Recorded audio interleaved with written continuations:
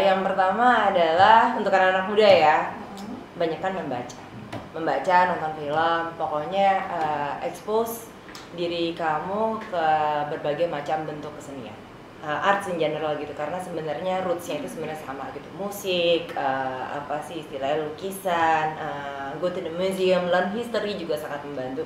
Pokoknya memperluas wawasan, dan hal itu semua akan ngebantu menemukan siapa diri lo gitu istilahnya gitu, menemukan pendapat lo tentang dunia ini gitu. Karena menurut gue itu is the most important thing as a filmmaker, untuk menemukan itu gitu, menemukan pandangan lo ke dalam kehidupan gitu. Kalau saya sendiri sih saya sangat suka membaca, baik fiksi maupun autobiografi, some random things. Ya, stay curious gitu, have a lot of interest gitu istilahnya. Kalau gue itu bisa yang 10 tahun yang lalu gue nontonin balet tiap hari gitu di YouTube. 7 tahun yang lalu gue bisa ke Jepang dan tergila-gila sama kultur Jepang gitu, dan bertahun-tahun yang lalu gue bisa tergila-gila sama yang namanya apa ya, kecelakaan pesawat terbang, sampai yang gue research apa segala macam.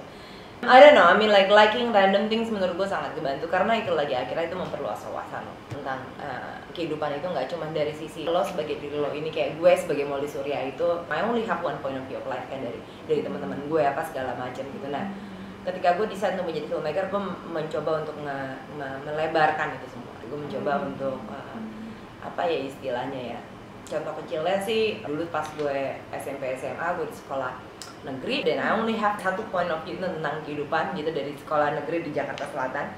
Tiba-tiba gue dipindahin sama bokap nyokap ke sekolah yang jauh, ke sekolah private, dimana most of them apa ya istilahnya yang berbeda agama sama gue, berbeda kehidupan sama gue, berbeda ras sama gue. Tiba-tiba hidup gue berubah, tiba-tiba pemikiran gue berubah. Menurut gue itu penting banget sih, apalagi tinggal di Indonesia, di Jakarta yang sangat clustered, yang kurang lebih cukup agak sempit ya, maaf banget bisa bilang itu agak sempit, sehingga point of view-nya juga jadi sempit.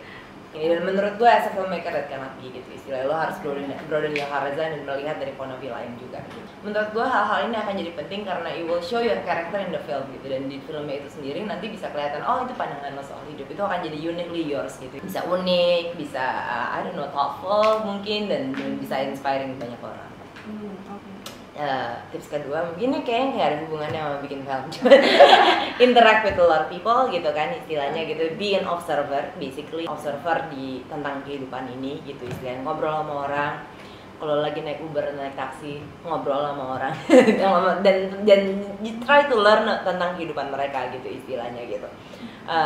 Kalau lagi di bus atau lagi di pesawat atau lagi dimanapun gitu dengan orang sebelah lo gitu, perhatiin sama orang-orang yang ada di sekitar. Dari obrolan lo akan muncul hayalan, akan muncul pemikiran-pemikiran yang nanti bisa jadi film yang menarik gitu. Film itu adalah sebuah bahasa, it's a language gitu. Kamu mau belajar bahasa baru, minimal kan adapt yourself to the language kan gitu, seperti lo belajar bahasa baru aja gitu, dan akhirnya lo needs a lot of practice kan gitu. Well, it's exactly the same thing gitu, just to think that kalau sananya film itu memang punya bahasa sendiri gitu, which is bahasa visual gitu, yang harus dilatih terus gitu.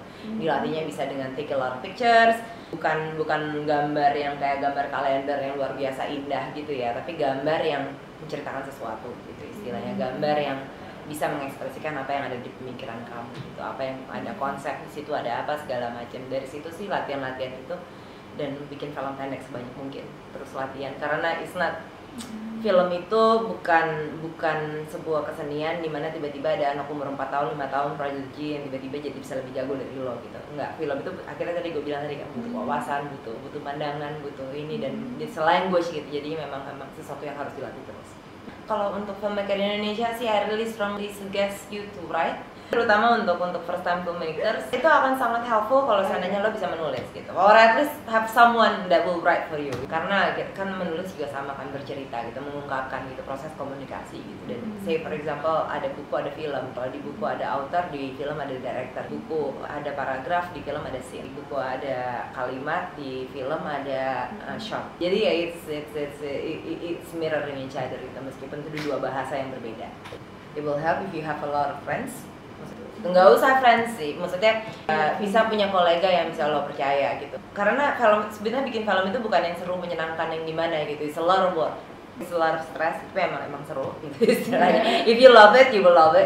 Kalau lo suka, lo akan sangat suka gitu. Dan there is nothing glamorous about it gitu. You will take about a day to shoot film 1 menit 2 menit gitu istilahnya. Harus butuh banyak kesabaran dan bisa bekerja sama dan nggak mungkin bisa dibikin sendirian gitu. Jadi memang ada baiknya kalau seandainya mempunyai kolega-kolega yang bisa lo percaya, yang bisa diandalkan, dan lo sendiri juga bisa diandalkan sama mereka. Set a schedule gitu. Ketika lo ingin membuat sebuah film, gitu, set sebuah goal gitu dalam seminggu, gue harus nulis setidaknya 1 halaman. Give yourself deadlines gitu. Setelah itu worst banget sih buat gue. Gitu. Kalau enggak, karena banyak sekali aspiring filmmakers, ya, oh iya, aspiring filmmakers gitu. Tapi oke, cerita lo soal apa? Gitu, oh nggak ada. Belum ada, ini lagi masih nulis sih, misalnya. Don't ever answer. Misalnya don't ever do that. Lo harus selalu punya cerita. Lo harus selalu punya sesuatu untuk dikatakan. Lo harus selalu punya film untuk dibuat. Dan makanya akhirnya write down everything gitu, write down all your ideas gitu, apa segala macam. Ya, there's always a story gitu istilahnya di kepala lo gitu. Kayak yang tadi gue bilang gitu kan, dari lo banyak nonton, banyak menikmati kesenian lain, lo bisa nge-build apa yang namanya selera lo gitu istilahnya gitu.